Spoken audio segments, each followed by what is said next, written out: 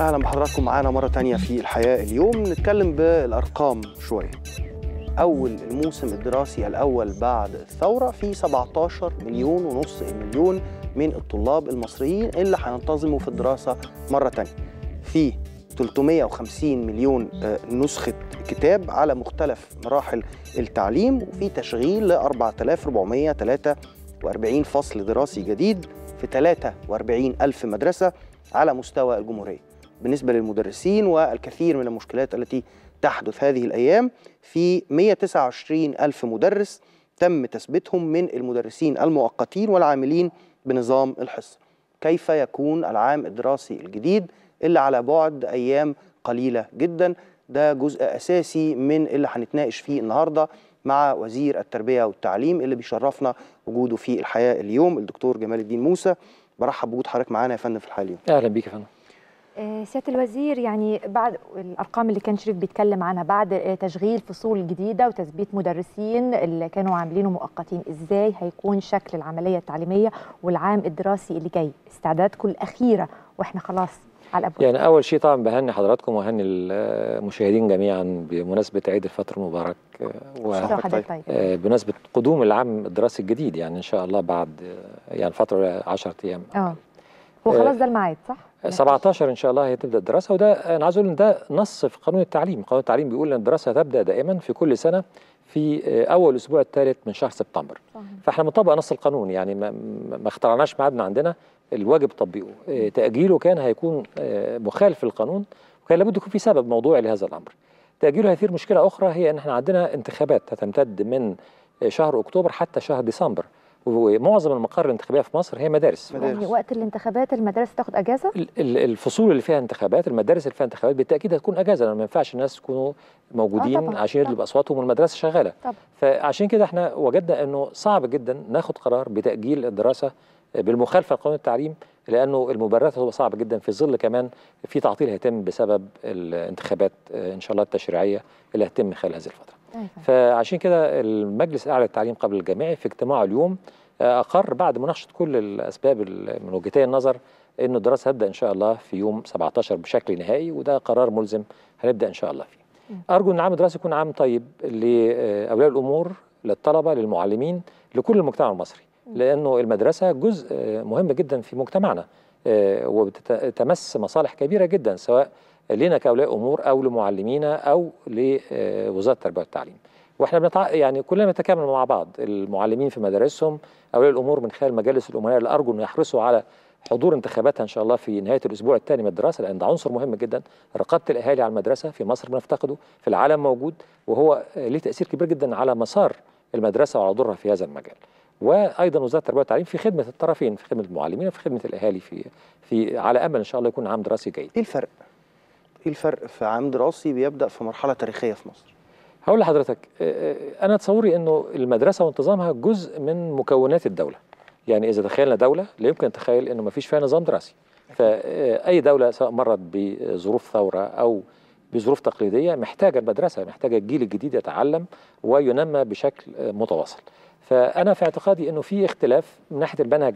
حصل تغيير في منهج التاريخ، وده منهج مهم جدا متعلق بالأحداث. في أي سنة كام؟ في سنة 5، في سنة 6 ابتدائي، وفي سنة 3 إعدادي. وده تم اللي هي الشهادات يعني. لانه في التاريخ الحديث في هاتين السنتين ده اللي فيه تعديل اساسا، وده تم. شكل التغيير ده كان ايه؟ تم من قبل لجنه محايده، الجمعيه المصريه التاريخيه المصريه برئاسه رئيس الجمعيه ومعاه لجنه شكلها، وعملوا تعديل كان هدفه الاساسي انه ينقوا الكتاب من المبالغات بكل انواعها، ويتم ذكر كل رؤساء مصر وخطواتها اللي تمت منذ عام 52 وحتى الان بشكل موضوعي تماما. فانا اعتقد انه تم. انا عايزه اتاكد من جزئيه يا فندم، يعني صحيح الثوره وصحيح في محاكمات وكذا وكذا، لكن 30 سنه من عمر مصر ما ينفعش ان احنا نغفلها، والكلام اللي كنا سامعينه ان هيتم حذف اسم الرئيس السابق تماما من المنهج الدراسي وانجازاته وكذا وكذا. احنا عايزين يبقى التاريخ ما له وما عليه، يعني كل شيء يكون موجود. هو ده اللي حصل. غير حقيقي اطلاقا انه حصل حذف كامل، انما حصل ذكر. بدأ من الرئيس محمد نجيب، الرئيس عبد الناصر، الرئيس سادات، الرئيس مبارك. يعني ما نرجعش نجيب ونشيل مبارك؟ لا اطلاقا ما حصلش. والكتاب حاليا طبع، يعني هتشوفوا الناس كلها هو نظره موضوعيه تماما بكل دقه موضوعيه. كان لازم نتكلم عن الثوره، ايه اسباب الثوره، ايه اللي خلى الناس تثور في مصر في 25 يناير، واللي خلى الكتاب والمفكرين ينادوا بهذه الثوره وهذا الاصلاح. تمام. ويعني كان تناول الموضوع جدا، وانا هسمع راي حضرتك بعد ما تقري الكتاب او المشاهدين. انا هقراه بس انا مش همتحن فيه ان شاء الله، ويقولوا لنا يعني رايهم. انا اعتقد انه عملوا شغل موضوعي جدا هؤلاء الاساتذه المتخصصين في التاريخ. ان شاء الله. هل تم الانتهاء؟ دايما كان عندنا مشكله في التعامل مع الكتب. السنه اللي فاتت حضرتك ما كنتش مسؤول صحيح، ولكن السنه اللي فاتت كانت عنوان العام الدراسي كان الكتب الخارجيه. يعني ده كان عنوان الازمه الاساسيه. نتكلم الاول عن الكتب المدرسيه. بالزبط. الكتب المدرسيه عندنا حجم مهول جدا من الكتب يجب طباعتها. واعتقد لما يعني انا جيت الوزاره في اعقاب الثوره في اخر شهر فبراير، كان عندنا مشكله تاخر كبير جدا عن مواعيد الطباعه. لكن الحمد لله، وكان المناقصات ما تمتش والطرح ما تمش، كل ده قدرنا ننجزه في وقت قياسي جدا بجهد، بمناقصه مفتوحه، الممارسه مفتوحه لكل الناس حقيقي، وكل المطابع ساهمت معانا.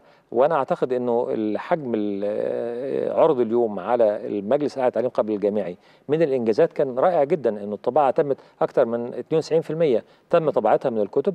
معظم الكتب انطبعت ما عدا يمكن التعليم الفني لانه كتبه كثيره وعدد قليل هي اللي متاخره شويه.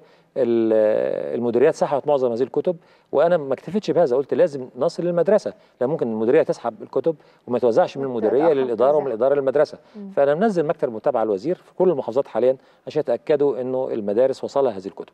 ارجو ان شاء الله خلال الفتره من نهايه العام يوم 17 يكون كل الكتب الدراسيه، يمكن ما عدا بعض الكتب في التعليم الفني اتاخر شويه، تكون وصلت مدارسنا، ونتاكد تماما انه الطلبه معاهم الكتب من اول يوم ان شاء الله. طب وبالنسبه للكتب الخارجيه؟ الكتب الخارجيه مساله مختلفه شويه. انت عارف السنه اللي فاتت كان في مشكله كبيره جدا بتاعت المطابع، وكان في احكام محاكم صدر من القضاء الاداري بعض الاحكام.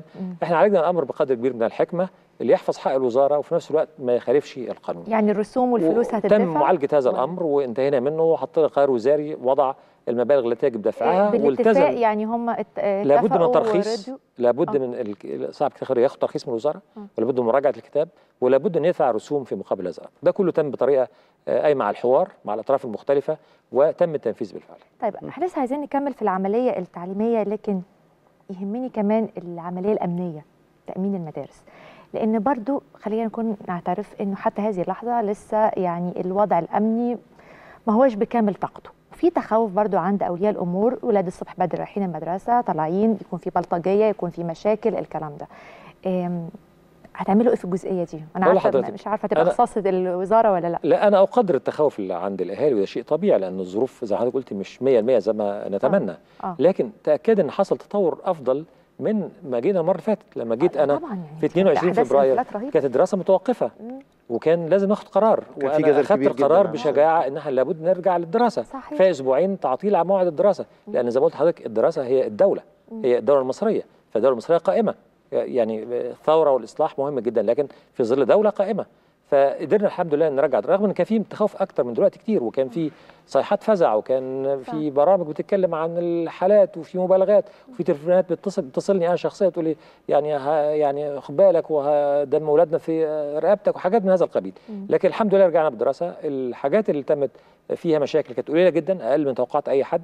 نفس الشيء اثير بمناسبه الامتحانات والشهادات العامه والثانويه العامه، والحمد لله كان الثانويه العامه من افضل الامتحانات اللي تمت على مدى 5 سنوات بدون مشاكل تذكر على الاطلاق، يعني حاجات طفيفه جدا. النهارده لازم يكون عندنا شجاعه ان هنبدا الدراسه في ميعادنا، واحنا طبعا الداخليه بننسق معاها، ونرجو ان شاء الله، خاصه المدارس في مناطق بعيده، وحي وزاره الداخليه متعاونه جدا معانا، وانا مع السيد وزير الداخليه هحرص جدا خلال الاسبوع ده ان نتاكد على اهميه الدوريات المتحركه قرب المدارس، خاصه في المناطق البعيده بالذات. التكلفه كل سنه. النهارده كان في على قناه من القنوات العربيه اللي بتبث من مصر واحد بيقول، ده بالمناسبه يعني بحكي لحضرتك، مدرس بيقول انا نفسي اخد 2000 جنيه في الشهر بدل ما اخد 15000 جنيه دروس خصوصيه. تمام. التكلفه على مستوى المدرسين، لانه كان حتى امبارح لغايه امبارح، يا ريت حضرتك تصلح لي، كان في تهديدات بانه في مدرسين هيعملوا اعتصامات وهيعملوا اضرابات مع بدايه العام اذا لم يتم التعامل مع متطلباتهم الماليه. حقيقي المدرس هو عصب العمليه التعليميه، وهو اهم شيء في التعليم. يعني حتى لو عندك منهج كويس، لو عندك مدرسه جيده ومدرس مش كويس، مفيش تعليم. فلازم نتفق في العالم كله ان المدرس هو الاساس، والعنايه بالمدرس في منتهى الاهميه. والكلام ده انا بقوله طول عمري، انه لابد نعطي كمجتمع للمعلم ما يستحقه من توقير اولا، من تدريب وتاهيل مستمر، من دخل. دي عناصر 3 في هذا الامر. لكن في الواقع السنه دي ما حصلش حاجه يعني مخالفه لهذا التوجه. يمكن البعض اثار بعض المسائل ربما راجعه لنقص المعلومات اكثر من شيء اخر. يعني البعض مثلا اثار في الصحف من خلال البعض اللي بيحاول يشوشر، يعني فقال ان المعلمين استبعدوا 200%. ده كلام فارغ. المعلمين جزء 200% تشمل كل موظفي الدوله. بس 200% بيدفعها المحافظ او لكن البعض فهم ال 200% انها اضافه لدخله. لا، ال 200% هي الزياده اللي قصد بها رفع الحد الادنى للاجور، بحيث انه كل موظف في الدوله يحصل على الاقل على 200% بدلات ومكافآت مقدره بدخله تصل بيه بالحد الادنى، الاساسي، يدخل بيه او يوصل بيه للحد الادنى. يعني من مرتبه الاساسي من حقه انه ياخد حاليا 200% بدلات ومكافآت من 200% من الاساسي. فكل شخص في الدوله موظف ايا كان وظيفته يحصل على الاقل 200% كمكافآت بدلات حوافز، يجب رفعه حتى 200%. ممكن ابسطها اقل مرتب او اقل راتب. ما انا هقول لحضرتك المدرس او المعلم كام ودلوقتي ما انا هوصل لكده حضرتك. فاذا نتفق ان كل الناس في الدوله بتاخد 200% اذا كان مكافاتها بدلاتها حوافزها اقل من 200%. المشكله في التربيه والتعليم ان احنا عندنا كل الناس فوق ال 200%، ما عدا فئه واحده كانت موجوده قبل ما نزودها اخيرا، هي المعلم المساعد. مجموع حوافزه ومكافآته وبدلاته 160%. فكان هيستفيد 40% بالاضافه لل 160% اللي بياخدها عشان يوصل للحد الادنى ولا 200%. بقيه المعلمين كلهم بادئه من معلم اول الف، معلم خبير، كبير معلمين فوق 200%. رفع الناس تانيين كويس، انا سعيد بيه، لكن في مجلس الوزراء اثرت مساله مهمه، ان احنا عايزين المعلمين يكونوا في المقدمه، ولا نقبل اطلاقا ان المعلم يرجع تاني يتعامل زي بقيه موظفي الدوله. هو كده يبقى مرتبه في الاخير يوصل لكام؟ وبتختلف حسب درجه المعلم. فانا هوصل ان احنا هدفنا نميز المعلم. في مسألتين في المسألة دي. في مسألة أولى متعلقة بما نسميه مكافآت الامتحانات. المعلمين بياخدوا مكافأة امتحان مرة في السنة بتمثل 85% من دخله من مرتبه الأساسي. المعلم ما بياخدهاش كل شهر، لكن بياخدها مرة واحدة في السنة. بياخدها مرة واحدة في السنة. فهل نحسبها ولا لأ؟ أنا كان رأيي الشخصي إن احنا ما نحسبهاش. ودي خليها بره المسألة. ومع الدكتور سمير رضوان أثرت المسألة في مجلس الوزراء، ودخلنا في حوار شديد، واقتنع أخيرا وقال أوكي يعني هنحاول نحسبها بره. الحمد لله. لكن اللي حصل إنه الدكتور سمير ذهب الدكتور سمير مشي في الفترة دي مباشرة. مشي بس مشي، والوزارة أعدت مشروع المرسوم بالقانون الخاص ب 200%، تمام، وأغفلت هذا الأمر اللي اتفقنا عليه في مجلس الوزراء مع الدكتور سمير. فبالتالي قالت إنه يشمل كل الحوافز والمكافآت وغير ذلك، تمام. فبالتالي لما جه الدكتور حازم قابلته في اول يوم، قلت له انا هتصل عليك موضوع مهم بالنسبه لي. فقابلته في اول يوم ورحت له وزاره الماليه، فجاب معاه مستشارين بتوعه مجلس الدوله وقال لي القانون لا يسمح لي بهذا.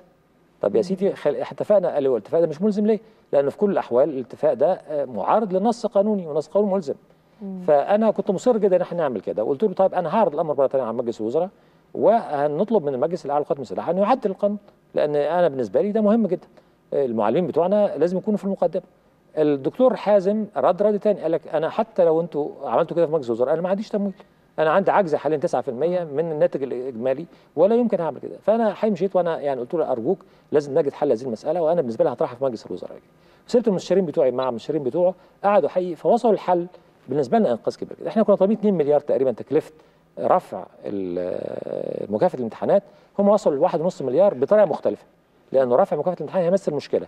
عندنا الازهر، عندنا الجامعات كلها فيها امتحانات كله. فالمبلغ الاجمالي حسبه حوالي 4.5 5 مليار، وكان صعب جدا يجيبوه. ايه اللي وصلنا له؟ ان احنا نحاول نعوض معلمينا في التربيه والتعليم في هذا المجال. فقدرت اجيب لهم 75% المعلم المساعد اللي هو كان اقل واحد اللي كان عنده مشكله زياده حافز اضافي، و50% المعلم، و25% الفئات الاخرى. ده ادى الى انه في عندنا فئات استفادت وما كانتش هتاخد حاجه في زون 200%. انا يمكن المعلمين اللي قاعدين متابعين اكتر مني، انا تهت. انا بحاول اشرح. يعني هو في الاخر هياخدها منفصل، هياخد جزء منها منفصل وجزء موزع على مدى السنه؟ لا يا فندم، كل الامور على ما هي عليه، لكن احنا جبنا حافز اضافي بقرار رئيس مجلس الوزراء يعطي اضافه لما كل يحصل عليه المعلمين في اطار الكادر، 75% اضافيه للمعلم المساعد فيرتفع الى 235%.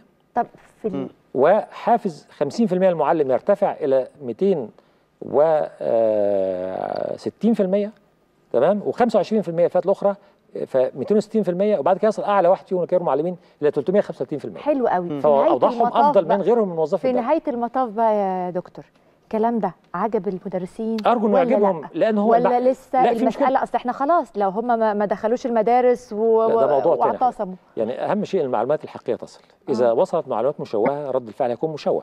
فانا اعتقد معظم المعلمين ناس محترمين جدا، ولا يمكن يسلكوا سلوك غير محترم، يعني هذا استبعده تماما. ولا اتخيل ان عام الدراسه هيكون فيه مشاكل من هذا النحو، خاصه اذا عرفوا الحقيقه. المشكله ان البعض بيشوه الحقيقه فلا تصل الحقيقه اليوم. طب في اهم من كده، الناس دي محتاجه ايه؟ عندها مشكله رئيسيه، هي انهم بيقولوا ان احنا فقدنا اقدميتنا لما انتقلوا من القانون 47 بتاع العاملين بالدوله الى القانون 155. وانا اول ما جيت الوزاره قالوا رجع لي درجتي. بعض المعلمين اللي قابلوني قالوا ارجوك رجع لنا درجتنا. فانا فهمتش يعني ايه رجع لنا درجتي. انا راجل بتاع قانون، استاذ قانون، وعارف ان انه اي موظف بيحكم نظام قانون واحد، ما ينفعش يجمع النظامين. يعني ما اقدرش اكون على قانون وقانون تاني في نفس الوقت. دي مساله. فايه السبب اللي خلى الناس تشتكي؟ بدات ادرس المساله بعمق، وجدت ان فعلا الناس دي ظلمت. لانه في النهايه لو هديك مثل بسيط، لو عندنا واحد كان درجه اولى في التربيه والتعليم وعنده اقدميه في درجه اولى 4 سنين او 3 سنين، وبعد كده قالوا له انت في الكادر المعلمين خش الامتحان وهنخليك بالدرجه المماثله اللي هي بنسميها معلم اول الف. تمام. فانتقل، قالوا خلاص انت معلم اول الف طازه، تقعد 5 سنين وبعدين تترقى بعد كده الدرجه اللي بعديها اللي هي معلم خبير. طيب فين ال4 سنين اللي فاتوا؟ ما اتحسبوش. وده ظلم باين. الناس اللي طبقوا بطريقه خاطئه. فاخذت مننا مجهود كبير من شهرين من العمل المتواصل مع مستشارين مجلس الدوله ومع الجهاز المركزي لتنظيم الاداره، ووصلنا انه الناس دول لابد ان احنا نعدل اوضاعهم وما نسمح لهم. ليه بقى يا فندم؟ ليه يعني خلينا نقف عند النقطه دي. ليه بتاخد كل هذا المجهود انك محتاج بس تدخل لهم ال4 سنين دول في الحسبه؟ لان احنا عندنا قوانين، في ظل القوانين ما تقدرش تخالفها، فلا بد انك تشتغل في اطار القوانين، لابد تجد المخرج القانوني اللي يمكنك من هذا، وده عايز جهد قانوني، وده شيء طبيعي طالما تصل للهدف في النهايه بالضغط اللي انت بتمارسه على الناس عشان يصل لهذا الهدف. اللي هيترتب على كده ان احنا قلنا الناس دي كلها لابد انها ترقى. تعرف كام واحد حضرتك طلعوا انهم ظلموا في الترقيه بقى لهم اكثر من 5 سنين فاكثر؟ طلع عندنا اكثر من 600,000 معلم. يعني تقريبا ثلثين المعلمين اللي دخلوا الكادر في مصر او اكثر من ثلثين. 600,000 معلم. انا قررت ان احنا ناخد خطوه في منتهى الجرأه ان احنا نحاول نرقيهم من هنا لاخر السنه. يعني في ظل هذه الحكومه الانتقاليه قدر الامكان نحاول ان احنا نصل لرفع هذا الظلم. بس الترقيه دي مش هيستتبعها برضو، يعني المرتب هيزيد كل واحد هيترقى هياخد 25% من اساس مرتبه الجديد فورا زياده.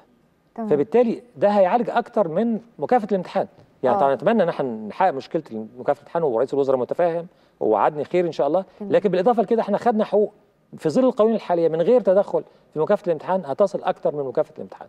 دي الحقيقه المفروض نعرفها، لان للاسف يعني الشوشره عاليه جدا والاعلام بيدور على الحاجات المثيره. طب والنبي بلاش كل شويه الاعلام. مش كل الاعلام. طب مفيش واحد قاعد مكان حضرتك، مفيش واحد قاعد مكان حضرتك الا وقال الجمله دي. طب خلينا قول لي اعمل ايه لما انا ابعت بيان بتفاصيل بتفاصيل هذا الامر ولا وينشر مجرد حاجات غير الحقيقه. طب ايه اللي تعمله انت كمسؤول؟ انا طب ليه انا يبقى طبعا انا ارحب باي بيانات جايه من اي وزاره، لكن ليه الوزاره والقائمين عليها ما ينزلوش على طول ويتواصلوا على طول مع العمال والموظفين عندهم والمدرسين زي والله بنحاول. حضرتك انا هقول لحضرتك صح. حط في اعتبارك ان احنا عندنا 1,700,000 شخص بيعملوا في التربيه والتعليم. طب النقاب وان دول اساسا كلهم موظفين محليين يتبعون المحافظ. الوزير في الواقع ملوش سلطه عليهم كسلطه اداريه حسب قانون التعليم وحسب قانون الاداره المحليه. انا كل اللي بنحط السياسه التعليميه، لكن باعتبارهم معلمين مهمين جدا العمليات التعليميه انا بتدخل، لكن في الواقع هم مش تبعي، هم تبع الساده المحافظين. فبنحاول قدر الامكان نصل للحقيقه. وطبعا عرضت على مجلس المحافظين هذه الامور يعني. فالمعلم هو اهم شيء في العمليه التعليميه، وانا حريص على المعلم طول عمري قبل كده والنهارده وما زلت، وكل حاجه نقدر نعملها صح بنعملها وفي هدوء. كم مدرس اتثبت يا فندم لغايه دلوقتي؟ احنا كان عندنا مشكله اول ما جينا في فبراير، حضرتك عارف كويس انه كان في عدد كبير جدا من الناس مش مثبتين بقى لهم اكثر من 3 سنين، ودول كانوا عاملين حركه احتجاجيه في المحافظات عند الساده المحافظين وغيره. اخذت على عاتقي، وده حاجه يعني عرضت النقد بعد كده من بعض الوزراء، قرار اسمه قرار 75 اللي اعطى هؤلاء الناس كان عددهم حوالي 132,000 مؤهل عالي وحوالي 4,000 مؤهل متوسط الحق في التثبيت. ما اكتفيناش بكده، عرضنا على مجلس الوزراء وخدنا قرار موافقه من مجلس الوزراء ب4 فئات يتم تثبيتها في التربيه والتعليم. الحمد لله انه بدا الجهاز المركزي وبدات وزاره الماليه وبدا الساده المحافظين يثبتوهم، تقريبا 80% او اكثر منهم تثبتوا في المحافظات، يعني الباقي عدد قليل وبتثبت تدريجيا. فاحنا وصلنا الى انجاز في هذا الامر، يعني كل مشكله بنقابلها بنحاول نعالجها بقدر من الهدوء للوصول لهدف اساسي هو حمايه المعلم المصري. طب من المعلمين لاولياء الامور والمصاريف وارتفاع المصاريف يمكن بيحصل بشكل سنوي وخاصه في المدارس الخاصه. اطمن على مصاريف الحكوميه ومصاريف الخاصه وسلطه الوزاره في انها تتحكم في الموضوع ده مع المدارس الخاصه. المدارس الحكوميه صدر قرار وزاري الخاص بالمصاريف ولم يغير مليم واحد عن العام الماضي، فهنا تثبيت وبالتالي ما فيش تغيير اطلاقا. فدي مساله حسمت يعني زي ما هو سنة. فيما يتعلق بالمدارس الخاصه هنفرق بين نوعين من المدارس. المدارس الخاصه العاديه اللي بينظمها قانون المدارس الخاصه، ودي طلع لها قرار وزاري بيرفع في حدود معينه هذه المصاريف وفقا للجنه المشتركه والاعتبارات مختلفه، لان عندك امر ثاني لو ما رفعتيش خالص المدارس هتقفل، وبعضها بدا يقفل فعلا، ودي مساله خطيره بالنسبه لنا. 10% من اولادنا موجودين في تعليم خاص، لو قفلت المدارس هيروحوا فين؟ فاحنا عايز التوازن. احنا عندنا معدل تضخم فوق ال 10%، فاحنا قلنا المدارس اللي بتاخد مصاريف عاليه ان ده 3% فقط زياده. نسبه موحده على كل المدارس؟ لا ما هقول لك حسب المستوى المصاريف.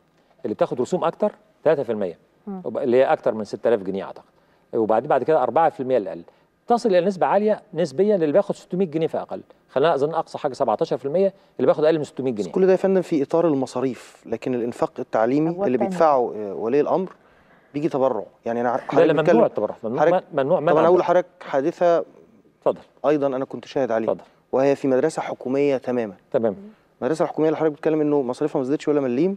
الطلب من ولي الامر انه يجيب مقشات.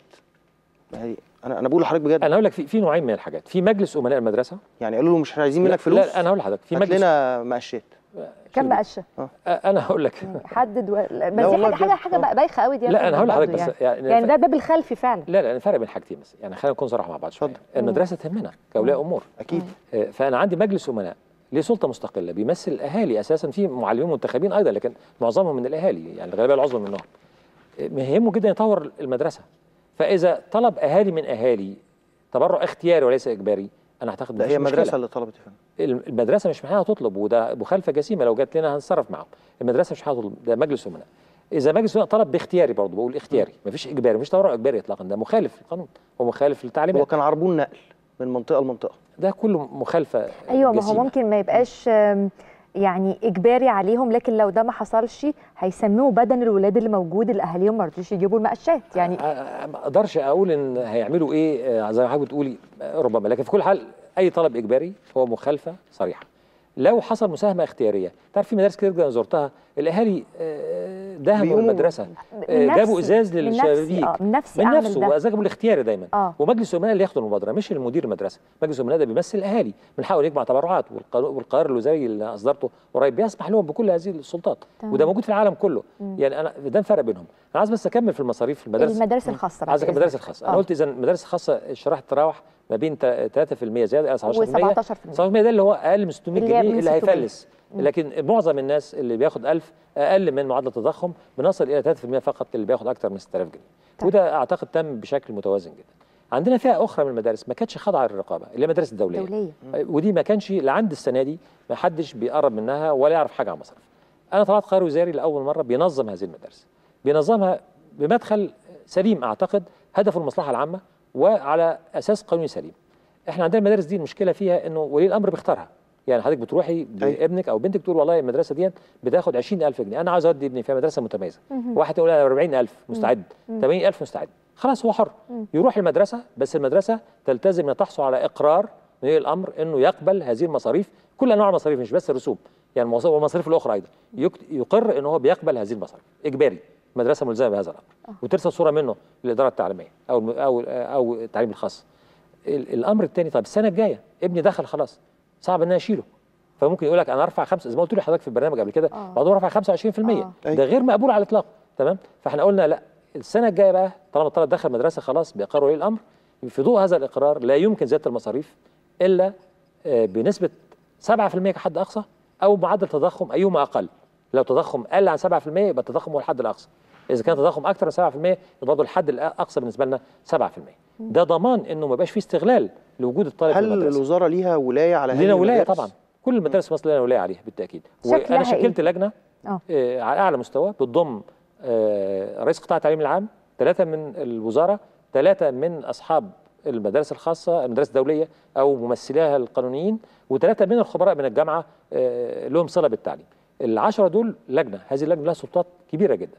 الامر الاهم من المصاريف حقيقي في المدارس الدوليه ان بعضها ما كانش بيدرس اللغه العربيه ولا بيدرس دين ولا بيدرس تاريخ مصر.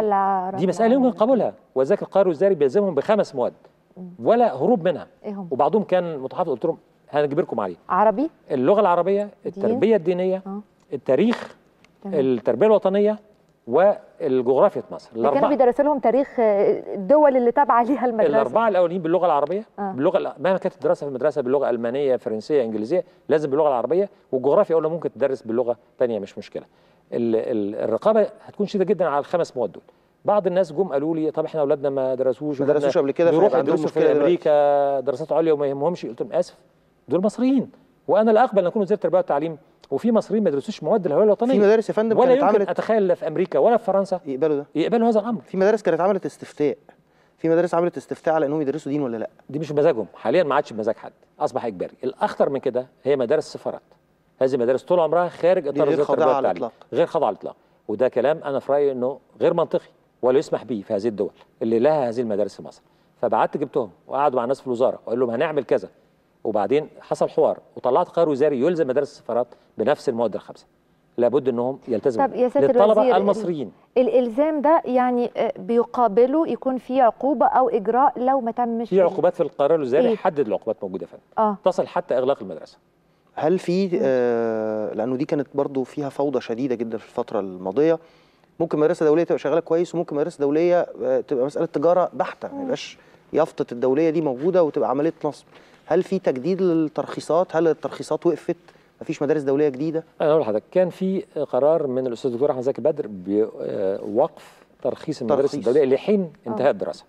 الدراسه انتهت فما عادش في وقف معنى الحظر، لكن في شروط خاصه بالمناهج، شروط خاصه بالترخيص، شروط خاصه بالجهه الدوليه المعتمده. تقول انا بدرس مدرسه ذات منهج غير مصريه فانا باخد موافقه من جهه امريكيه عشان ادرس الدبلومه الامريكيه، او موافقه من جهه بريطانيا عشان ادرس الاي جي، او من المانيا عشان ادرس الايبيتور. ودول نسبتهم قد ايه يا فندم في مصر؟ كل المدارس الدوليه دي هي ال5 سنين اللي فاتوا زادت نسبتهم، لكن ما زادت اقليه. يعني هي بالنسبه للتعليم الخاص يمثلوا اقل من 1%، 1.5% من 10%، فنسبتهم قليله، لكن زادت مقارنه بالسنوات السابقه. اهم شيء ان يكون لنا رقابه تسمح بفرض نوع من التنظيم اللي تملكه وزاره التربيه والتعليم باعتبارها تمثل الدوله في هذا المجال. طيب احنا يعني هنكتفي شويه من اسئلتنا وناخد اسئله الساده المشاهدين على الصفحه عندنا. في سؤال ليه علاقه بثانويه عامه اللي احنا كل سنه بتتغير او كل شويه. في كلام فعلا طالع، ده دودي ويعني ومحمد حسن بيقولوا هل ثانيه وثالثه ثانوي هيتضموا؟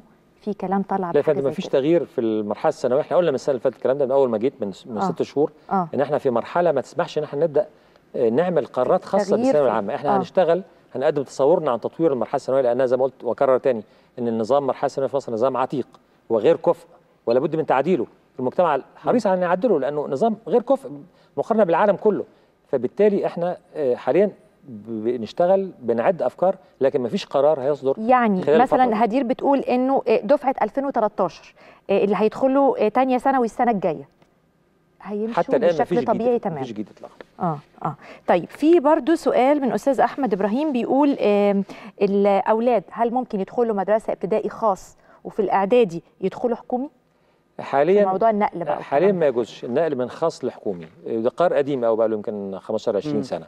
بس لو اسره تعذرت وظروفها يعني باظت هنحاول نشوفها، لان في جالي اكتر من شكوى في هذا المجال. هنحاول نشوف لها حل قانوني في ظروف خاصه جدا، لان الهدف منه هو انه طالما عنده مقدره انه يروح تعليم خاص يواصل عشان يسيب مكان لزميله في اللي ما عندوش هذه القدره. ولو المقدره تغيرت لكن نقدر نعالجها ان شاء الله. ومعاك حق طبعا ان في حاله استثنائيه، فازاي نعالجها من غير ما يكون استثناء لمسؤول عشان يستخدم النفوذ، لكن بطريقه موضوعيه بعناصر بمعايير قائمه على الموضوعيه هنحاول نجد لها حل. بخصوص مساله الانتقال، كان في مشكله ظهرت السنه مع امتحانات الثانويه العامه السنه دي، وحتى كنا اتصلنا بحضرتك في هذا الخصوص، انه تبقى في المدرسه دي بتعمل امتحانات ثانويه عامه كويس تبع منطقه تعليميه معينه، فجاه تكتشف ان ده بيفرض عليها تنسيق معين، هي تابعه لمحافظه ثانيه بينما هي مثلا على طريق اسماعيليه.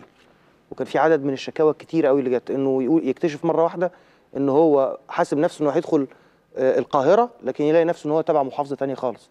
ازاي ازمه المدارس اللي على اطراف المحافظات دي بيتم التعامل معاها؟ لا انا مش فاهم المشكله. انا دلوقتي في مدرسه على طرف محافظه، دخلت ولادي على داخل حدود اقليميه المحافظه، داخل الحدود الاقليميه او على طرف، انا مش عارف. ما هو على الطرف لازم يكون داخل تبع محافظه، مش تبع فراغ، يعني لازم اكون حتى على اخر محافظه الشرقيه داخل. بس ما هو بيبقى تابع بقى لمحافظه ثانيه، تابع اداره تعليميه لمحافظه ثانيه. لا صعب، يعني هو لو داخل حدود، في حالات حصلت كده يا فندم نشوفها، لكن انا اعتقد الاصل ان انا لو داخل حدود اداره تعليميه اذا بدأ هذه الاداره اللي تبع محافظه معينه. ده يفرق ايه؟ ده يفرق ان هو لما هيجي يدخل الجامعه، يعني هو دلوقتي رايح ثانويه عامه السنه دي، تنسيق بقى هيقولوا لا التنسيق انت تبع محافظه ثانيه خالص غير المحافظه دي. يعني دي نشوفها كحالات يدخل الجامعه في حته لكن ثانيه. حتى الجامعه حاليا في مرونه، ممكن نقل في 10% نقل بسبب البعد في اعاده نظر في المناطق التعليميه تحديدا. لا يا فندم، حاجه مش مطروحه، ما عدا ان احنا طبعا مساله حلوان ومساله 6 اكتوبر، لكن فيما عدا ذلك ما فيش حاجه مطروحه يعني. لا مفهوم. كنت عايز اسال حضرتك على جزئيه، نفضل مع المدارس، الجزء الخاص بالمصاريف مره ثانيه. الجزء الخاص بالمصاريف في مساله، انا دلوقتي لما يتعرض عليا سواء كان اختياري او انا ما اعرفش، انا راجل داخل المدرسه ومش مدرسه حكوميه، مدرسه خاصه، وقالوا لي احنا عايزين تبرع، والتبرع ده مش بواصل، اروح اتكلم مع مين؟ المدارس الخاصه لا يجوز لها اطلاقا قبول تبرعات نهائي، وهنا شكوى للاداره التعليميه الخاصه سواء في الاداره او المديريه او الوزاره فورا.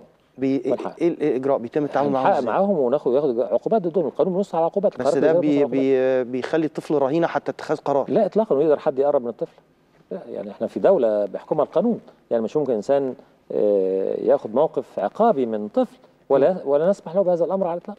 اذا هو خالف يتحمل نتيجه مخالفته، واذا حاول يعاقب او ينتقم هيكون له تصرف اشد بالتاكيد يعني. طيب خلينا يا فندم من الخاص والتعليم العام للتعليم الفني بقى.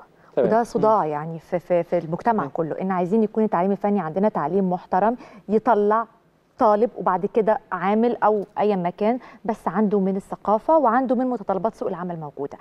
تطوير مناهج التعليم الفني حصل فيها ايه؟ هقول لحضرتك، التعليم الفني مشكله حقيقيه، وانا كده بقوله كل مره انه عندها تحدي كبير جدا بالنسبه لنا التعليم الفني، لانه بيضم عدد كبير من الطلبه حوالي 2 مليون، ولانه المدارس مش كلها على مستوى، في بعضها على مستوى كويس وبعضها على مستوى اقل. تمام.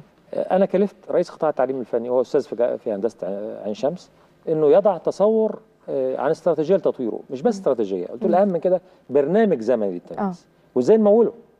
فهو حاليا اشتغل في هذا، عمل استراتيجيه، عمل برنامج زمني، والتمويل شغال فيه عندنا من الشركات والمصانع حتى، لانها والخارج بعد كده، يعني عندنا الاتحاد الاوروبي، عندنا منح ومعاناه. فحابب نكمل ان شاء الله. انا هجيب مجموعه من الخبراء من خارج وزاره التربيه والتعليم، من الجامعه، من الصناعه، ونناقش هذه الافكار ونحاول نطورها ونبدا نشتغل فيها في اطار هذا البرنامج. هنلحق في الوقت بنتكلم فيه ولا ده بقى يعني؟ لا يا فندم، يعني مجرد ان شاء الله دخول الدراسه هنبدا يعني الاستراتيجيه عندي، البرنامج زي ما عندي، لكن المطلوب بس هو ان اجيب الخبراء الخارجيين عشان نناقش هذا الامر، وهنعمله قريب جدا. هل تم عرض، اكيد في لحظه من اللحظات تم عرضها، بس ليه ما نبصش عليها مره ثانيه؟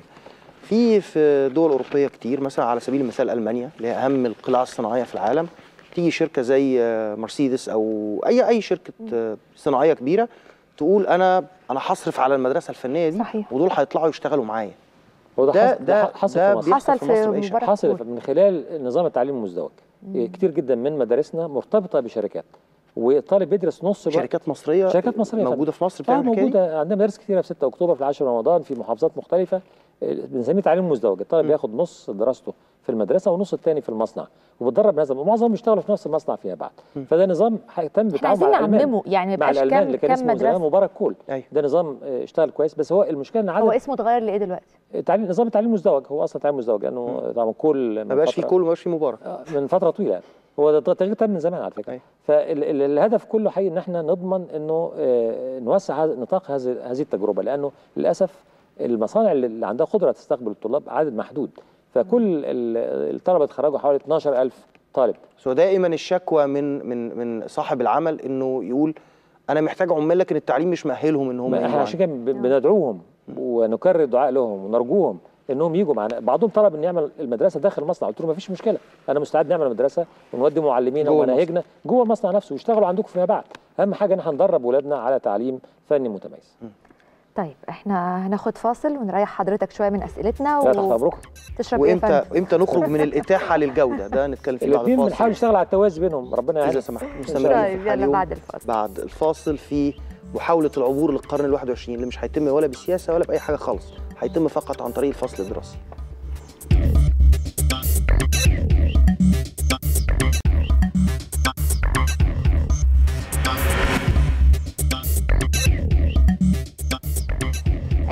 ويبتدي العام الدراسي الجديد، واحنا لسه اسئلتنا مستمره مع سياده الوزير دكتور احمد جمال الدين موسى وزير التربيه والتعليم، وهناخد كمان من اسئله والمشاركات على صفحتنا على الفيسبوك يا سياده الوزير. في حوالي 6 مشاركات او 6 اسئله جايه كلها على المدارس التابعه للمعاهد القوميه، مشاكل المدرسين والولاد هنا اللي كانت ازمه كبيره برضو السنه اللي فاتت. تمام. المعاهد القوميه مدارس مهمه ولها تاريخ، وتم تمصيرها في فتره من الفترات، واصبحت الان جزء من النظام التعليمي، لكن هي مش تابعه مباشره لوزاره التربيه والتعليم، انما هي مدارس بتدار بطريقه تعاونيه من خلال مجالس اداره وجمعيات، لكن الوزير له سلطه القانون اعطاها بالنسبه لها. تمام.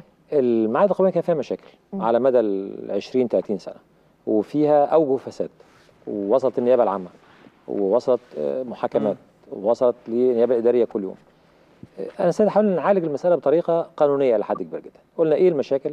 نحاول نعالجها، فاخترنا لجنه من خارج التربيه والتعليم معظم اعضائها برئاسه نائب رئيس جامعه حلوان السابق ومع عميد حقوق القاهره ومجموعه من الزملاء المتميزين اللي لهم مصداقيه، ودرسوا كل الاوضاع القانونيه والاداريه والماليه الخاصه بهذه المعاهد. وتغيير كان كبير جدا، في مخالفات كثيره، مبالغ ضخمه جدا، ناس بدون وجه حق، مرتبات فوق الوصف، جمع بين وظيفه رئيس مجلس اداره ومدير مدرسه في نفس الوقت، اشياء اخرى عديده يمكن مش هي كانت المشكله واحنا تابعناها، ومش عارفه ايه الجديد اللي حصل فيها بصراحه، ان اولياء الامور والمدرسين والولاد داخلين على اساس انها مدارس خاصه، هي المدارس القوميه دي، ومستوى التعليم فيها افضل وارقى وكذا، وفجاه اتفاجئوا انه والله لا هتبقى مدارس حكوميه. لا ده موضوع ثاني، موضوع خلصنا منه، الموضوع يعني ده انتهى تماما. مش هنحولها اطلاقا مدارس حكوميه، ولا طرح معايا يجاز في مرحله سابقه، لكن بالنسبه لنا احنا من الاول قلنا لا ده مش هيشتغل. طيب لكن كانت المشكله بالنسبه لي هي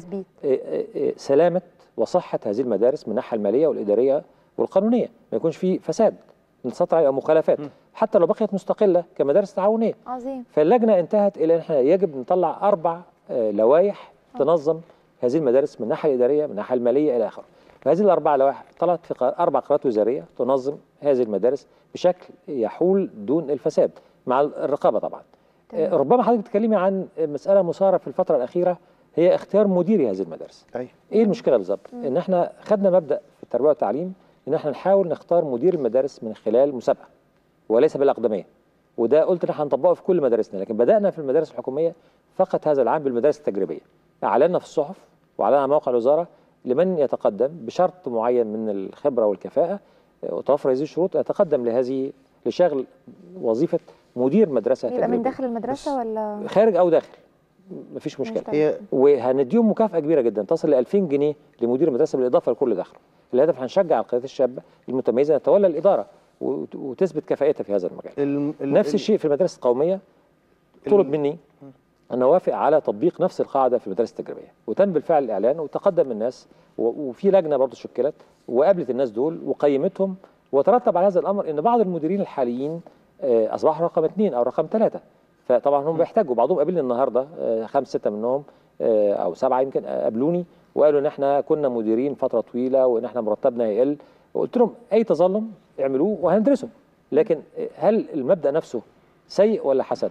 هل الافضل نستمر بتأبيد الوظيفه للشخص مبدأ كويس، ولا خلي المسابقه هم حتى اللي هيجي ينتدب يبقى بالكفاءه لمده سنه ندبا، اذا اثبت كفاءته هيستمر، ما اثبتش مش هيك. المشكله ليست فقط فيما يتعلق بالمديرين، يعني احنا معانا مثلا حوالي 35 سؤال دلوقتي في الجزء اللي بنتكلم فيه، منهم على الاقل 20 سؤال ما يتعلق بالمتعاقدين كمدرسين في المدارس التابعه للمعاهد القوميه.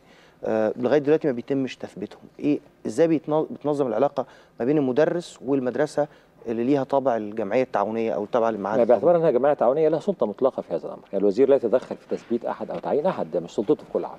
فيعني في ناس وجدت بعض هذه المدارس انهم دي بتخضع لقانون العمل بشكل بتخضع لقانون العمل وبتخضع لاراده المجلس اداره المدرسه. البعض استغنى عن بعض الناس اللي وجدوا انه عماله زايده وعبء عليه الى اخره. انا كانت نصيحتي للمشرف على هذه المدارس انه يجب التحرز في هذا الامر، لان احنا مش ممكن واحد يكون بيشتغل وعنده مصدر رزق ونستغنى عنه في وقت حرج. تبقى مجرد نصيحه يا فندم، يعني ما فيش الزام او ولايه او متابعه. لا مش سلطتي، بس انا يعني باعتباري يعني مسؤول عن هذا القطاع، كان نصيحتي لهم انهم يتحرزوا جدا في هذه المساله. لانه يصعب جدا تخيل ان في واحد فعلا كان منتظم في العمل ويتم الاستغناء عنه بهذا الامر. هم قالوا لي ان بعض الحالات كانت مش منتظمه، بعض الحالات كانت سيئه. قلت لهم افرزوا الحالات حاله حاله، بحيث الشخص اللي اوجب لينا ان احنا نستمر معاه حتى لو في تكلفه على المدرسه نستحمل وجوده في هذه المدرسه. معنى ده انه وانا هتابع هذا الامر ان شاء الله. معنى ده انه حتى اداء المدرس، يعني اذا كانت العلاقه ما بين الاداره وما بين المدرسه خارج سلطه الوزاره، اداؤه لا يقيم من خلال الوزاره، لا يراقب من خلال الوزاره. يعني انت حضرتك في عندك ترقيه للمعلمين، احنا بنحاول ندخلهم في اطار الكادر ويدخلوا في نفس النظام العام. حتى المدارس الخاصه بنحاول ان ننصحهم انهم يدخلوا معلمون في اطار الكادر عشان يستفيدوا المعلمين من زياده كفاءتهم المهنيه. ده الاطار العام. لكن من الناحيه القانونيه البحته من يتعاقد مع المعلم؟ ليس وزاره التربيه والتعليم. من المستغرب انه حضرتك يبقى لك راي مباشر في تقييمه وترقيته وما تبقاش قادر على حمايته اذا ما تمش راي مباشر. مين قال لنا ليا راي مباشر؟ انا بقول لحضرتك ان عندنا اكاديميه المعلمين تقدم خدماتها للقطاع الخاص والقطاع العام. فده مش بشكل اختياري، يعني مش بشكل اختياري. احنا بننصح وبنحاول ندعو ونحث التعليم الخاص والتعليم التعاوني انه يتقدم لنفس الطريقه اللي يتقدم بها المعلمون في المدارس الحكوميه.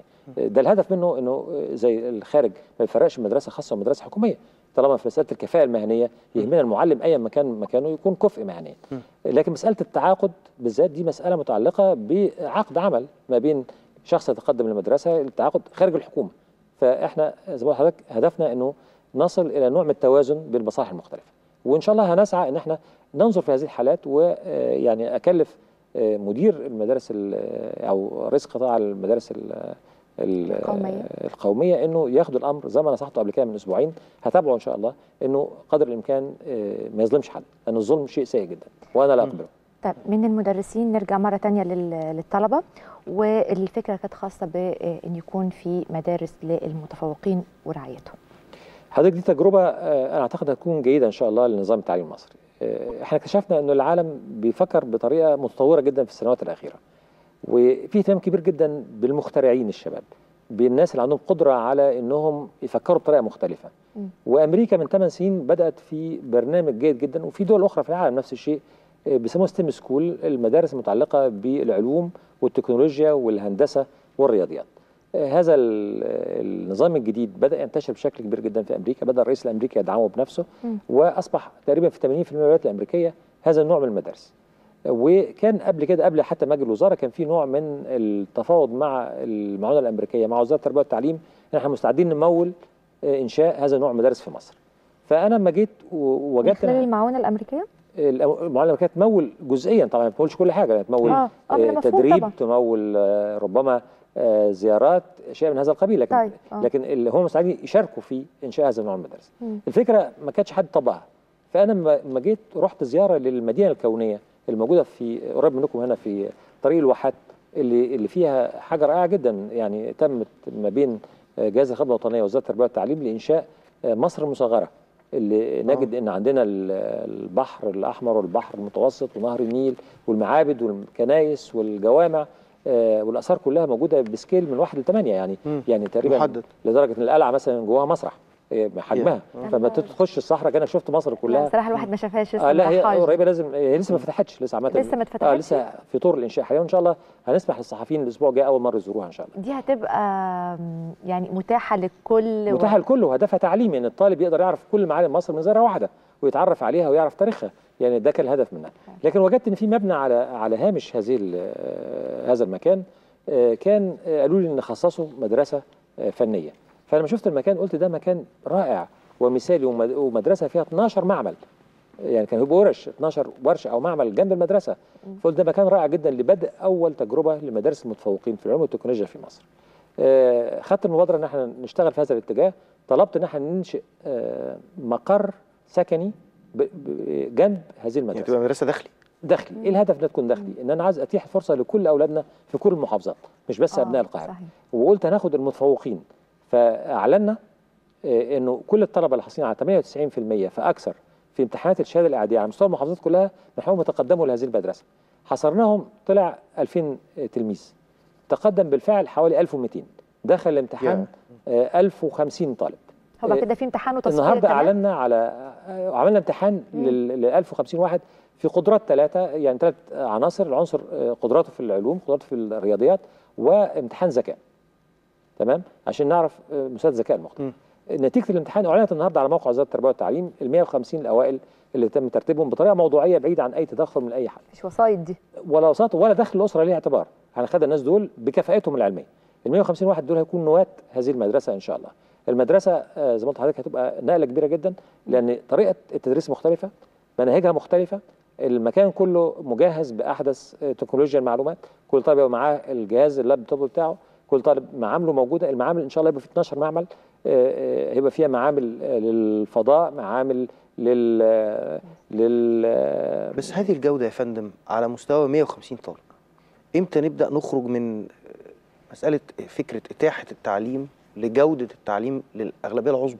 تمام، هو ده جزء من المساله. طبعا انت عندك اغلبيه عظمى محل اهتمامك، وعندك في نفس الوقت فكره ان مصر ما تكونش متاخره عن الاخرين. انا عايز اقول ان في مصريين كتير بياخدوا تعليم جيد تمام في التعليم الخاص بانواع مختلفه، لكن دول بيدخلوا لانهم معاهم دخل، معاهم فلوس يدفعوا. انا يهمني ناس تانيين معاهمش فلوس، اللي هم اكثر تفوقا ربما، اللي ما تتاحش لهم هذه الفرصه. مفهوم. فعلى الاقل انا بتيح فرصه لجانب المصريين المتفوقين الموهوبين بالطبيعه اللي محرومين بسبب الدخل انه يخشوا مدارس متميزه. هؤلاء الناس بيخشوا هذه المدرسه بياخدوا افضل تعليم في العالم، افضل اهتمام، ويكون نواه لعلماء وباحثين. ومن اليوم الاول انا اتفقت مع الدكتور احمد زويل انه هيبقى في صله قويه جدا ما بين جامعه زويل اللي في طور الانشاء ان شاء الله وهذه المدرسه. وبعدين كررت الاتفاق مره ثانيه مع جهات اخرى، ليس فقط جامعه زويل، لكن بالضبط مع ان شاء الله جامعه القاهره يكون في تعاون معاها، مع الجامعه الامريكيه، الجامعه البريطانيه، كل الجامعه الالمانيه، اي جامعه مستعده انها تتعاون معنا، لان احنا يهمنا جدا في التدريس يكون اساتذه الجامعه موجودين مع المعلمين. وفي امريكا شفنا ازاي انه على الاقل 30% من المعلمين معاهم PhD، وانه امناء المعامل كلهم معاهم PhD، لان امين المعمل اهم حتى من المعلم، لان كل العمل بيتم في المعمل. انا شفت في مثلا مدرسه من المدارس ان في المعمل الخاص بالانسان الالي، يعني انهم الطلبه اخترعوا طائرات بدون طيار، طائرات هليكوبتر بدون طيار. بعضها راح في اليابان عشان خاطر يبحث عن التلوث في الموقع اللي كان في فوكوشيما على ما اعتقد، اللي كان فيه وعملها طالب التلوث، وعملها طلبه، مجموعه طلبه، فريق طلبه، وكله بيشتغل بنظام الفريق. فدي حاجه رائعه جدا. لما رحنا مدرسه ثانيه شفنا في معمل الحاسبات المجموعه الخوادم سيرفرز الموجوده، انا وريت صوره لوزير التعليم العالي قال ده اكتر من اللي في مجلس اعلى الجامعات داخل المدرسه. فاذا احنا ممكن جدا نعمل طفره لهذه المجموعه المتميزه، لكن اللي ما ننساهوش ان بقيه المدارس زي ما حضرتك قلت. طيب ازاي نستفيد من التجربه دي في تطوير نظام الثانويه العامه عندنا؟ لان دي مرحله ثانويه، احنا بنتكلم عن طلبه هيدخلوا اولى ثانوي، ثانيه ثانوي، ثالثه ثانوي. يعني عندنا مشكله في هذه المرحله. انا اتصور دي فرصتنا العظيمه ان احنا نجرب نشوف ونطور. بس كل النماذج اللي حضرتك بتتكلم عنها دي لدول وحضرتك بتستشهد الولايات المتحده الامريكيه، دلوقتي هي شايفه ان مستواها التعليمي في خطر، وانه الصين مثلا في مواد بيقيسوا المواد، فرق المواد، يعني الطالب الصيني دلوقتي بقى افضل في الرياضيات مثلا من الطالب الامريكي. مش احنا بعيد قوي عن المرحله. الستيم سكول في امريكا هي رد امريكا على هذا التاخر، هي محاوله امريكا انه يعوض الفجوه اللي موجوده مع النظم الاخرى، وده هم سعداء جدا بيها، لان هنا بيقول احنا ما زلنا في مقدمه. هل احنا في يعني تقيس تخلفنا عن المناطق دي في العالم ازاي؟ هل احنا بعيد قرون، بعيد سنوات، بعيد قد ايه؟ انا هقول لحضرتك، يعني انا من نوع طول عمري اؤمن بالعمل الجاد المخلص حتى لو في مشاكل. نظام التعليم فيه مشاكل، نظام التعليم متاخر، نظام التعليم بنصرف على الطالب اقل بمراحل من اي دوله ثانيه. انا بقول لحضرتك اقسم ال 41 مليار اللي جاي لكل وزاره التربيه والتعليم على 17.5 مليون تلميذ، تعرف التكلفه المتوسطه للتلميذ، قارن ده باي دوله في اوروبا او في امريكا تجد ان احنا اقل كتير جدا، وفي دول اقل مننا، يعني حتى دول زي الهند خدت نفس الفكره، ان احنا عندنا نظام تعليمي ثقيل، مصاريف قليله، لكن عندنا مدارس متفوقين، وعندنا جامعات متفوقين، وعندنا قدره نعمل وادي البنجلور ونعمل اختراعات ونصدر IT بعشرات المليارات او مئات المليارات حاليا النهارده. فانا اعتقد ان احنا لازم نشتغل على التوازي، نشتغل مع المتفوقين، مع قدراتنا المتميزه، ومع بقيه النظام. المهم نستفيد من هذا التطور لينعكس على بقيه النظام التعليمي. لو عملناش كده يبقى احنا اخطانا، يبقى بنصرف. شايف ان احنا بعيد قد ايه؟ ما اقدرش احددها في عدد من السنوات، هكون غير صادق مع حضرتك. احنا بعيد مؤكد عن الدول المتقدمه سواء في اسيا او في اوروبا او في امريكا، لكن يجب نبذل جهد اكثر عشان نصل هذا الامر. امتى نصل هذا المستوى؟ المجتمع يعطي اكثر للتعليم، المجتمع يصرف اكثر على المعلمين، يصرف على المدارس، وده ممكن يتم لو زاد الانتاج. لكن لو الانتاج ما زادش هيبقى هنصرف من جهه، هنجيب تضخم، والتضخم هينعكس في تقليل القوه الشرائيه للنقود. فتحدي كبير جدا بيواجهنا كمصريين، يجب يكون عندنا يعني رؤيه وفي نفس الوقت عندنا اصرار على الوصول، لانه يعني هو حلم نتمنى ان هو يتحقق يا سياده الوزير باذن الله، لكن لما نرجع على ارض الواقع والخطوات اللي احنا ماشيين بيها، عظيم جدا فكره مدرسه المتفوقين، لكن في المقابل برضو كان في فكره ومشروع، وكان لما كنا بنتابعه كنا بنشوف ان هو بيلاقى بصعوبه ومقاومه من بعض المدارس، اللي هو اعتماد الجوده واعتماد المدارس والتقويم والتقييم والكلام ده. احنا عندنا بنسبه كام دلوقتي من مدارسنا دخلت في النظام ده وحصلت على شهاده الجوده والتقويم، ونسبه قد ايه اللي لسه بتقاوم؟ بالنسبه للجوده هذا العام رغم ظروف مصر اللي مرينا بها كلنا، عدد المدارس اللي تم اعتمادها من هيئه الاعتماد والجوده اكثر من السنه اللي فاتت.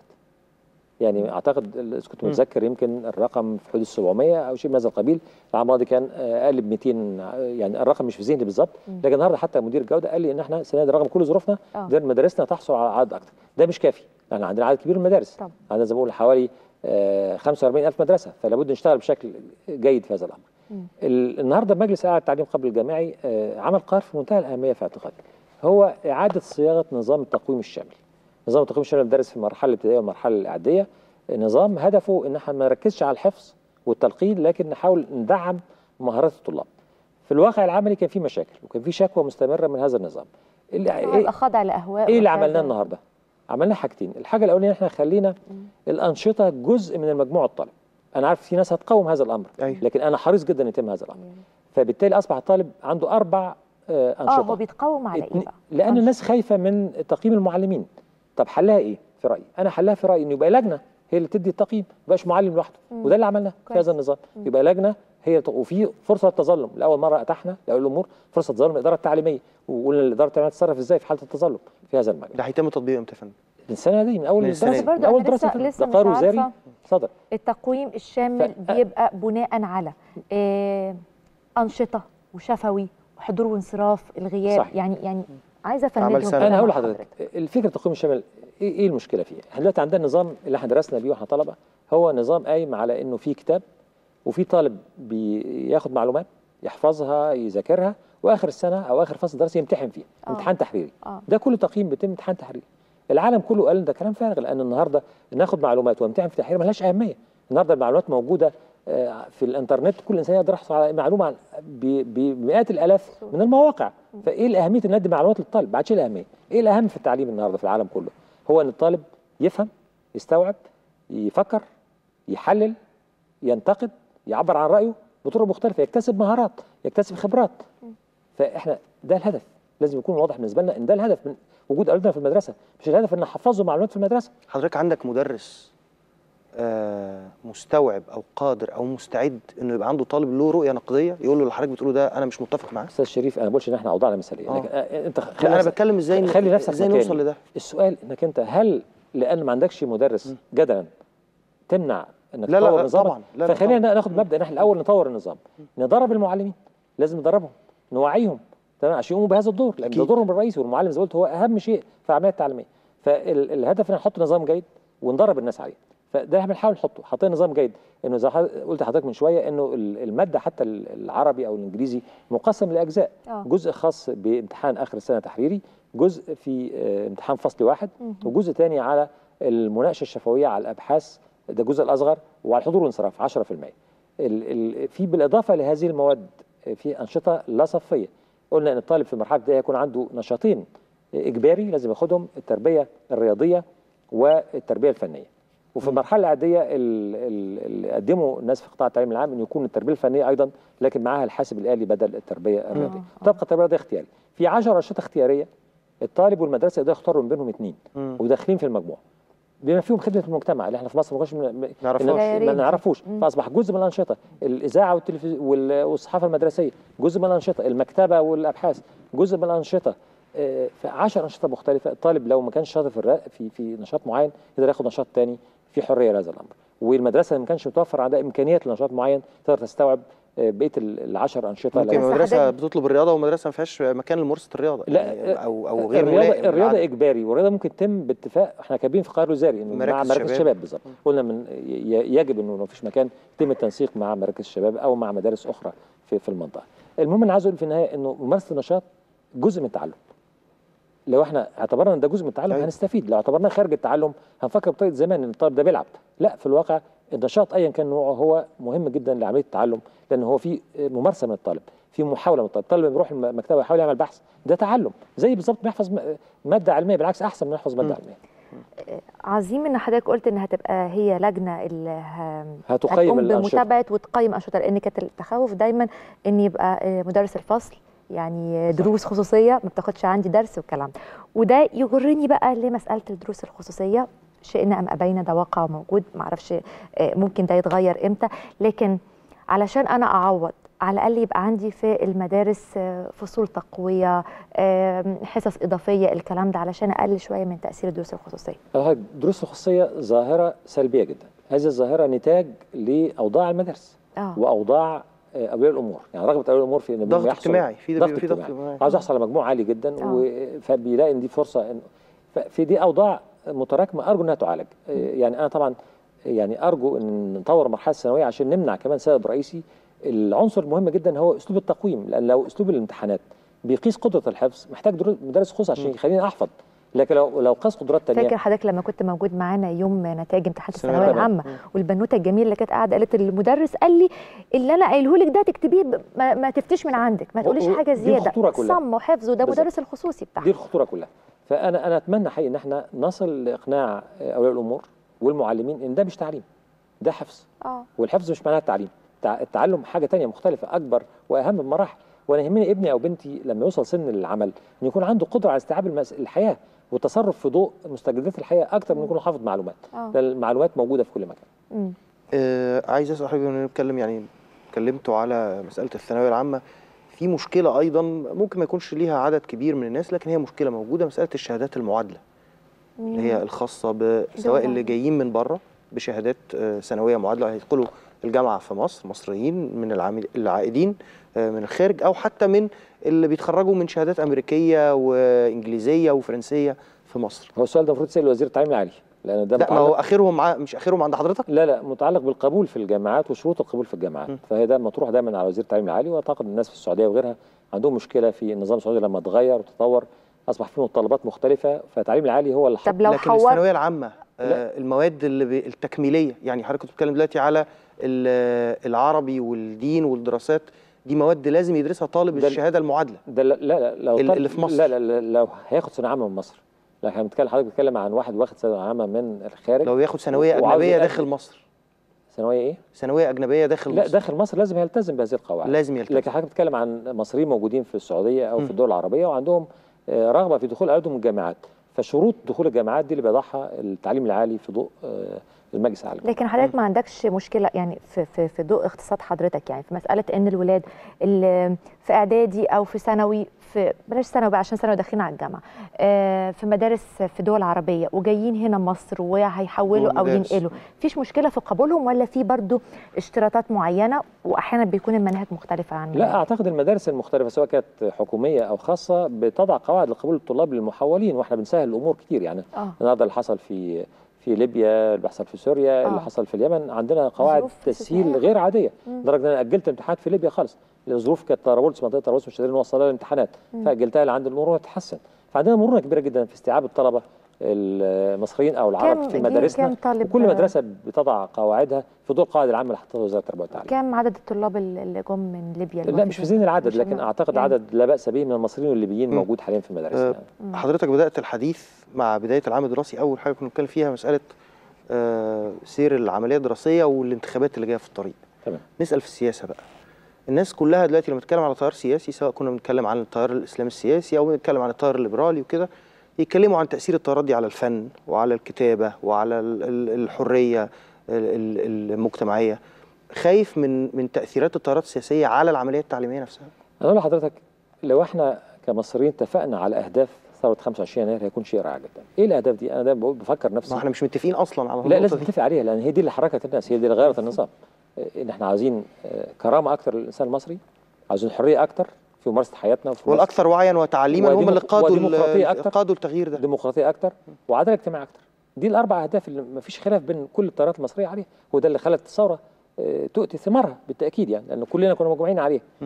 فانا متصور انه ديمقراطيه اكثر معناها انك تحترم كل التوجهات، يعني ايا ما كان توجهي انا الشخص كاحمد جمال انا لابد احترام توجهات الناس التانيين، لان هي دي ديمقراطيه. بس عندما تاتي لي حكومه ليها توجه فكري معين، ليها توجه مرتبط باسلامي فليكن، انا بتكلم دلوقتي عن قوه سياسيه كبيره بتعلن نفسها في الشارع، هي هتملك التغيير، تملك التغيير وفقا بقى الاراء، وفقا لمرجعيتها. انا ارجو ازاي تحمي العمليه التعليميه من ده؟ انا ارجو ان كل القوى السياسيه تحترم مبدا الديمقراطيه، سواء انتخبت كمنفرده في شكل ائتلاف، اقليه اغلبيه، لانه بدون احترام الديمقراطيه هنتحول لمجتمع ديكتاتوري، وده حاجه لا يقبلها اي مصري.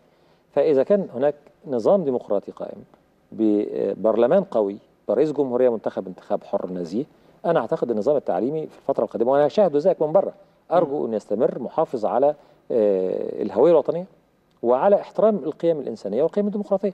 اذا حصل لا قدر الله عكس كده هيبقى امر حزين بالنسبه لي وبالنسبه لحضرتك، كل واحد مخلص. هل ده تخوف قائم؟ يعني مثلا في الحكومه الاسرائيليه احنا فاهمين انه السلام هو اللي بيهد الحكومه الاسرائيليه. اللي بيحصل في الحكومه الاسرائيليه هو التوجه التعليمي، انه يدخل وزير له نظره متشدده ما ويبدا يغير في العمليه التعليميه. هل عندنا التخوفات دي؟ هل قائمه؟ شوف، العمليه التعليميه اي تيار سياسي جيد لابد يكون هدفه تحسين العمليه التعليميه وليس مش تسييرها وفقا لوجهه نظره. وانا ضد ان حد ينفرد بالراي في اي مجال، وانا يعني لا احب اطلاقا ان انا شخصيا في الجامعه وانا استاذ في الجامعه وبدرس علوم سياسيه وبدرس اقتصاد وبدرس قانون ان انا اقول للطلبه توجهاتي. انا كنت بدرس على مدى ال4 سنين اللي فاتوا موضوع هو الاصلاح المؤسسي في مصر، عن التغيير في مصر، وطلب دراسات عليا، وكان اكثر من 1000 طالب عندي، تمام، وكنت بفتح حوار حر وهم كلهم بيقولوا ارائهم، وانا ما بتدخلش الا عشان اوجه الحوار، لان يهمني اسمع الراي المعارض قبل ما اسمع الراي المؤيد. فاعتقد ده يجب يكون عندنا كلنا هذه الرغبه في الحرص على الديمقراطيه والحرص على الحريه، ونكفل كل الاراء مهما كانت اقليه، نتعبر عن رايها بكل حريه، هي دي الديمقراطيه. لو انا منعت الراي الاقل انه يعبر عن رايه يبقى في ديمقراطيه. يعني حضرتك لما تتكلم وهنا عظيم كاستاذ علوم سياسيه، مع كل الزخم والجدل والخطوات اللي احنا ماشيين فيها دي، ماشيين على الطريق الصح، ولا حتى حضرتك بتتكلم على ديمقراطيه في لبس اصلا في مفهوم الديمقراطيه، وفي اللي بيعترف بيها وفي يقول لك يعني ايه ديمقراطيه؟ هقول لحضرتك، يعني احنا دلوقتي اذا قلنا ديمقراطيه، ازاي نصل للديمقراطيه؟ نتكلم بصراحه، هل في طريق اخر غير الانتخابات؟ هل العالم يعرف طريق تاني غير انه الشعب يختار من يمثله؟ لا. احنا مضطرين لهذا، لان غير كده يبقى احنا خرجنا على اطار الديمقراطيه. أيوة. فانا اعتقد لابد ان احنا نقبل ان احنا نروح الانتخابات عشان نضمن دوله تمثل الشعب، ونرجو ان الشعب يختار بشكل جيد ممثليه ويفكر في كل هذه المسائل، وكل ترى تطرح نفسها على الشعب وتحاول انها توعي الناس وتحاول تصل لتمثيل معقول. لكن نتيجه الانتخابات اي مكان ده يرجعني للتعليم. يعني احنا بنراهن دلوقتي ان الشعب هيبقى عنده وعي. والاعلام حضرتك اهم من التعليم، لانه تاثيره مباشر اكتر من التعليم. التعليم مهم، الاسره مهمه، لكن الاعلام دوره اكبر، لان دوره في المدى القصير كمان واضح جدا.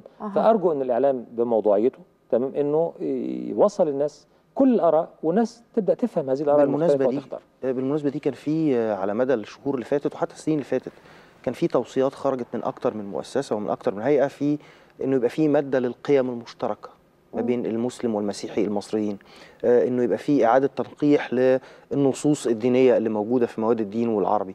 هل ده بيحصل؟ شوف حضرتك، انا متصور ان احنا في نظام التقويم الشامل عندنا فرصه كبيره جدا للانشطه، وانا ادعو كل الناس سواء كانوا جمعيات نفع عام او مهتمين بالعمليات التعليميه انه يساهموا معانا في النظام، واحنا كل يوم بنستقبل ناس بيدخلوا معانا ويدخلوا مدارسنا ويشرحوا مسائل مختلفه، احنا مرحبين لانه كل زياده في وعي التلامذه مهمه بالنسبه لنا. فنتصور بس ده هيبقى دايما ثانوي بالنسبه للماده، بالنسبه للمنهج. لا، في الانشطه مش ثانوي، اصبح جزء زي ما قلنا بيحسب ضمن الاسئله. ما هو ده يعني هل كل حاجه هنحطها في كتاب؟ ما هو الكتاب مش هيحل مشكله حاجه، فانا مصور الانشطه اهم من الكتاب. وانا دايما من انصار ان احنا نشجع الناس تسمع اراء مختلفه عشان تكون عقيدتها الخاصه، رايها الخاص. هي دي الديمقراطيه الحقيقه في رايي. فانا يعني حريص جدا السنه الجايه ان شاء الله انه اتحاد طلبه يتم بطريقه ديمقراطيه، انه الاساتذه الانشطه يهتموا جدا بالاستماع لكل وجهات النظر ودخول الناس داخل المدرسه. المدرسه ما يجبش يكون مكان مغلق، اسوار مغلقه، بالعكس المدرسه يكون مفتوحه للمجتمع لانها جزء من هذا المجتمع والتاثير يعني متبادل. يا دكتور احنا بنشكر حضرتك اولا انك كنت موجود معانا واتكلمنا عن العمليه التعليميه بكل جوانبها، من المدارس للمصاريف للمدرس حتى دخلنا في السياسه، لكن ان شاء الله تمشي الامور على خير ما يرام. لو حصل فيه اي مشكله في كل العوامل اللي هنتكلم فيها الناس تروح لمين؟ أنا مشكلة الأول يعني أي حاجة احنا بنتكلم فيه في كل العمليات التعليمية بأضلاعها كلها. أنا كمسؤول مهمتي الرئيسية أن أدي عملي بإخلاص بجدية، تمام، واحقق مصلحه المجتمع، المصلحه العامه هي الهدف الوحيد. انا بتكلم خط اتصال او شكوى يبقى اللجوء لينا يا فندم. يعني انا في مكاني لو شيء من اختصاصي همارسه، ولو السيد المحافظ في كل محافظه من اختصاصه هيمارسه، يعني كلنا في خدمه المواطنين، لان احنا في الواقع موجودين لهذا السبب، وده عبء كبير جدا بنتحمله بشجاعه في هذه الظروف لخدمه المصلحه العامه. ارجو نتمكن ان شاء الله ان نحقق هذه المصلحه العامه بكل طاقتنا. ده واجبي الاساسي. 26 يناير المفروض انه بدايه اجازه نص السنه، هل هيبقى في احتفال ما ب 25 يناير سريعا؟ يعني اتوقع ان شاء الله لازم نحتفل كلنا ب 25. ممكن يبقى اجازه ممكن ولا لسه؟ لا انا ما اقدرش اقول دلوقتي الدوله هتعمل ايه، لكن اتمنى ان احنا نحتفل حتى لو في دراسه في مدارسنا، لانه ده حدث مهم في تاريخنا. بشكر حضرتك على وجودك معنا مره ثانيه. شكرا جزيلا. شكرا لحضرتك.